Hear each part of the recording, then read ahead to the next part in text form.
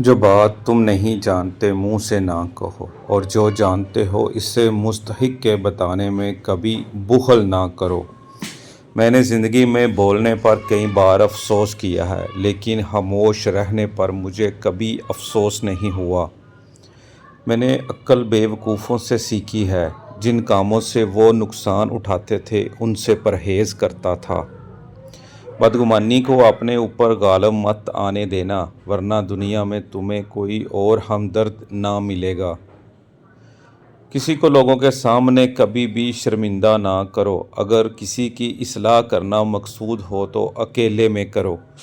جو بات دشمن سے پوشیدہ رکھنا چاہتے ہو دوست سے بھی پوشیدہ رکھنا، ہو سکتا ہے تمہارا دوست کبھی تمہارا دشمن بن جائے۔ اے میرے بیٹے، جاہل لوگوں سے دوری اختیار کرو، ان کی محبت سے پرہیز کرو۔ ایسا نہ ہو کہ وہ تمہیں بھی اپنے جیسا بنا لیں۔ اے میرے بیٹے، کبھی کسی سے حسد نہ کرنا، اور حسد کرنے والے سے ہمیشہ بچنے کی کوشش کرنا۔ میں تمہیں حسد کی 3 علامتیں بتاتا ہوں۔ پیٹھ پیچھے لوگوں کی غیبت کرنا، لوگوں کے سامنے ان کی چاپلوسی کرنا، دوسروں کی مصیبت پر خوش ہونا۔ میرے بیٹے، مصائب میں کبھی مت گھبرانا، کیونکہ ستارے ہمیشہ اندھیرے میں ہی چمکتے ہیں۔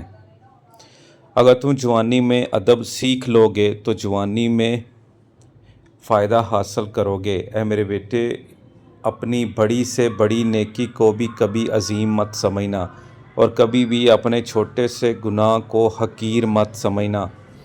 میں نے زندگی میں 300 سال مختلف دواؤں سے لوگوں کا علاج کیا ہے، لیکن اس طویل عرصے کے بعد میں نے دیکھا کہ بہترین دوا محبت اور عزت ہے۔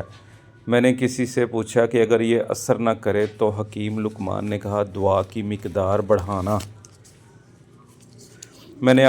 اے میرے بیٹے، خدا کی زمین پر اکڑ کر نہ چلو، کیونکہ اللہ تعالیٰ مغرور اور اکڑنے والوں کو پسند نہیں کرتا۔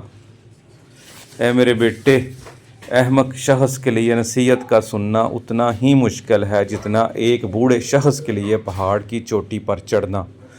اے میرے فرزند، اپنے راز کو چھپانا اور اپنے کردار کی اصلاح کرنا۔ اگر تم ایسا کرنے میں کامیاب ہوگے تو دشمن سے اللہ تمہاری حفاظت کرے گا۔ رفتار میں ہمیشہ میانہ روی اختیار کرو۔ گفتگو کے دوران آواز ہمیشہ نرم رہو، کیونکہ چیخنا چلانا انسانوں کا کام نہیں۔ اے میرے بیٹے، 2 چیزیں یاد رکھنا اور 2 چیزیں بھول جانا۔